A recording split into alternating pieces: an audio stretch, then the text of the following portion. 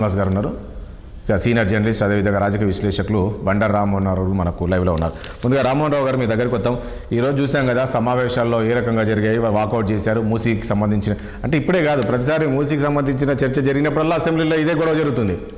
అసలు మూసీ ప్రక్షాళన చేయాలా వద్దనేది ముఖ్యమంత్రి అడగడం, మీరు ఏం చేస్తారో చెప్పాలని చేస్తారు, ఎంత కేటాయించారు ఏంటి అనేది వీళ్ళు అడగడం. సో ఇద్దరి మధ్యలో గొడవ పడి వాళ్ళు వాకౌట్ చేయడం, వెళ్ళిపోవడం జరుగుతుంది. ఏంటి మూసీకి సంబంధించి ఏం జరుగుతుంది? నిజంగా మూసీ ప్రక్షాళన చేయాలనే కోరిక వీళ్ళకి లేదంటారా? బీఆర్ఎస్ పార్టీ అడ్డుకునే ప్రయత్నం చేస్తుందా? నమస్కారం మీకు పవన్ గౌడ్ గారికి, మానవతరయ్య గారికి, శ్రీనివాస్ గారికి, అట్లాగే మీకు ప్రేక్షకులకు నమస్కారం. 2 నిమిషాలు మాట్లాడుకోవాలి. చెప్పండి. ఇవాళ కేసీఆర్ గారు వస్తారనుకున్నాను, నేను సభకు వస్తే బాగుండేది అనుకుంటున్నాను. నేనన్న మాట్లాడాలి, ఆయన కూతురు కూడా అదే మాట అన్నది. ప్రజలందరూ కూడా కోరుకుంటున్నారు వస్తే బాగుండేది. కానీ లోపల ఏంటంటే నోరు మాట్లాడుతుందని అసలు వెక్కిరిస్తుంది. చూస్తున్నాం కదా మనం. రేవంత్ రెడ్డి గారు నిన్నేమన్నారు, చాలా గౌరవ మర్యాదలు ఇస్తాను మీకు, మీ గౌరవాన్ని భంగం కలిగించము, మీరు అసెంబ్లీకి రండి అని విజ్ఞప్తి చేశారు. చేసిన వెంటనే అపరిచితులు కనిపిస్తున్నారు రేవంత్ రెడ్డి గారు.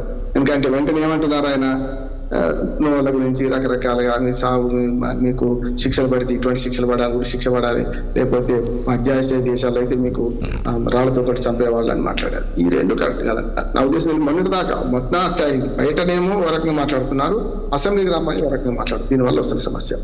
సరే, నా ఉద్దేశం ఏంటంటే నేను కూడా ప్రజలందరం కూడా కోరుకునేది కూడా ఏంటంటే కేసీఆర్ గారు సభకు వస్తే బాగుండేది.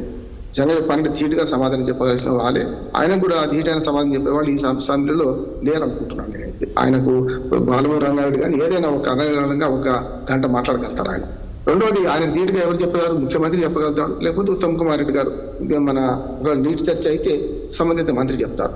ఇక్కడికి వస్తాను నేను. ఏదైతే మురికి మాటల గురించి మాట్లాడుతుంటే అందరూ సిగ్గుపడేలాగా ఉంది అనిపిస్తుంది నాకైతే. ఎందుకంటే కడుపులో మూసినది మురికి అంటే ఎక్కువ ఉన్నది ఈయనంటే, మీ నోట్లో మురికి కడుక్కోండి అని అన్నాడు. వ్యూహాత్మకంగా ఇద్దరు కూడా 2 పార్టీలు కూడా ఒకవేళ కేసీఆర్ రాకుండా ఉండడానికి, లేకుండా వ్యూహాత్మకంగా ఈ అసెంబ్లీ సమావేశాలు బహిష్కరించి ఎవరికి వాళ్ళు పీపీటీ ప్రజెంటేషన్ పెట్టుకోవడానికి మొదటి ఆలోచిస్తున్నారు నాకు అనిపిస్తుంది. రేవంత్ రెడ్డి గారు ఒక ఆవేదన మాట మాట్లాడారు. అంటే ఇప్పుడు ఏమైందంటే మనం ఏం చేస్తే దానికి ఎదురు అనిపిస్తుంది కదా. గతంలో కాళేశ్వరం ప్రాజెక్టు మీద ఏం మాట్లాడారు, 1,00,000 కోట్లు అవినీతి అన్నారు. నిజంగా ఖర్చు అయింది 90,000 కోట్లే మొత్తం అంతా కలిస్తే.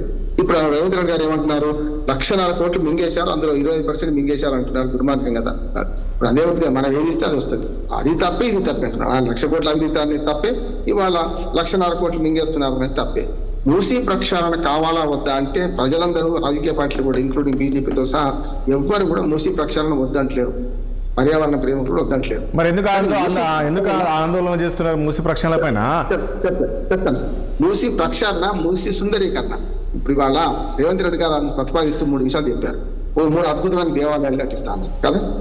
గతంలో కూడా కేసీఆర్ గారు కూడా హైదరాబాద్ మొత్తం చేస్తా, ఇస్తాంబుల్ చేస్తా, ఏదో రకరకాల మాట్లాడారు. కేసీఆర్ గారు కూడా సేమ్ ఏమైందంటే కేసీఆర్ వారసుగా వచ్చిన రేవంత్ రెడ్డి గారు కూడా అదే ధోరణిలో పోతున్నట్టున్నాడు.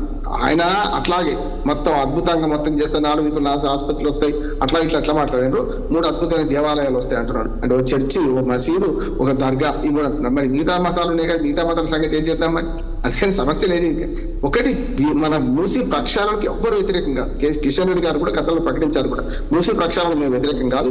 మూసీ పేరు మీద హైడ్రా వేరు, మళ్ళీ మూసీ ప్రక్షాళన వేరు, దానకిషోర్ మన ఆయన వేరు. అందుకనే అక్కడ జరుగుతుంది ఏంది, ఇళ్లను కూడా కొట్టారు. రెడ్ లైన్, బ్లూ లైన్ ఉంటుంది కదా. రెడ్ లైన్ వరకు ఎప్పటికీ అభ్యంతరాలు లేవు. రెడ్ లైన్ లోపల ఉన్న ఎవరైనా సరే వాళ్ళకి 257 మందికి డబుల్ బెడ్రూమ్లు కేసీఆర్ గారు కట్టించిన డబుల్ బెడ్రూమ్లు ఇచ్చారు కదా, వాళ్ళకి ఇచ్చారు కదా. బలాల గారు వెళ్ళి బాగుందామా సౌకర్యాలు నడిచి చూశాడు కదా. నేను రెడ్ లైన్ లోపల ఎవరికి అభ్యంతరాలు ఉండవు. బ్లూ లైన్ దగ్గర పోయినప్పుడే సమస్య వచ్చింది. హైదరాబాద్ మీద మంచి జరిగితే ఎవరు వద్దట్లేదు, కానీ కూల్చివేతలు 10వ తరగతి బ్యాంకులు లోన్ తీసుకున్న వాళ్ళకి కూల్చివేస్తే తప్పలేదు. ఇక్కడికి వస్తాను నేను రాజేష్ గారు.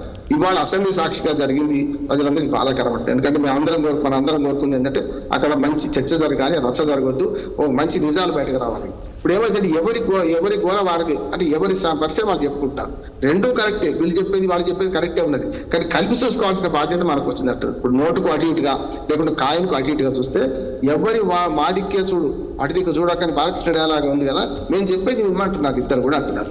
అయితే ఇద్దరు అర్థం చేసుకోవాలంటే 2 వెర్షన్లు వినాలి. కానీ అసెంబ్లీ సాక్షిగా జరిగితే ఒకటి రికార్డుకి వచ్చేది, రెండోది ఏమో మాటల తూటాలు పేలకుండా ఉండేది. కేసీఆర్ గారు పోతే మొన్న మాటలు కొట్టేశారు రేవంత్ రెడ్డి గారు. ఏమని ఎదురుగా పోయిండు మన కార్యక్రమం అంటే ఈరోజు కేసీఆర్ పోయింటే కాదండి రామ్మోహన్ రావు గారు మీరు కాదు రామ్మోహన్ రావు గారు మీరు మీరు పదే పదే కేసీఆర్ వెళ్ళింటే బాగుండు అంటున్నారు. అంటే కేసీఆర్ వెళ్ళింటే ఈ రకంగా మాటలు మాట్లాడేవాళ్ళు కదా, ఒక ఆరోగ్యకరంగా ఈ చర్చ జరిగేది అంటారా? కాకపోవచ్చు. అది అప్పుడు అవమానం ఎవరికి అయ్యేది? అవమానం కేసీఆర్ గారు కాదు, అవమానించిన వారికి అవమానం జరిగేది అంటారు. ప్రజలు గమనిస్తారు కదా. కేసీఆర్ గారు వెళ్ళి ఉంటే ఇటువంటి మాటలే కేసీఆర్ని అనుంటే తప్పనిసరి కేసీఆర్ గారు సానుభూతి పెరుగుతుంది అంటున్నారు. అది ఎందుకు ఆలోచించేది బీఆర్ఎస్ పార్టీ? ఒకవేళ నిజంగానే ఇదే మాట్లాడతారు అనుకున్నాం, అప్పుడు బీఆర్ఎస్ కి సానుభూతి వచ్చేది కదా అంటున్నాను. అందుకని మాట్లాడాలండి. రామ్మోహన్ రావు గారు మీరు మీ దగ్గర ఒక పాయింట్ ఉంది, గుర్తుపెట్టుకోండి. మొన్న ఆ రోజు అసెంబ్లీలో కేసీఆర్ వచ్చినప్పుడు ముఖ్యమంత్రి గారు వెళ్ళి నమస్కారం చేయడము అదంతా బాగుందన్న తర్వాత బాగుంటుంది అనుకున్నా. నెక్స్ట్ డేనే నిన్ననే కదా రేవంత్ రెడ్డి గారు మాట్లాడింది ఏ రకంగా కేసీఆర్ గారు. మరి అన్నప్పుడు వాళ్ళు కూడా ఆలోచిస్తారు కదా. ఆలోచించాలి సార్. నేను తప్పు ఒక దిక్కు ఉన్నాను, రెండు చేతులు కలిసి తప్పట్లేదు. తప్పు ఒక దిక్కు ఏముండగా అంటున్నాను నేను. ఒకవేళ నిజంగా ఆనాడు కూడా చూడండి, మన రేవంత్ రెడ్డి గారిని మెచ్చుకుంటున్నాను. ఏం చెప్పాను, కేసీఆర్ గారు అప్పుడు ఆ 3 నిమిషాల తర్వాత లేచిపోవాల్సి లేకుండే సంతాప దినం మొత్తం ఉండేది ఉండే, ఆనాడు పెద్ద చర్చ ఉండేది కదా, 90 నిమిషాల కదా ఉండేది ఉండే అని చాలా మంది నాతో పాటు చాలా మంది అన్నారు. ఒక మాట చెప్పు.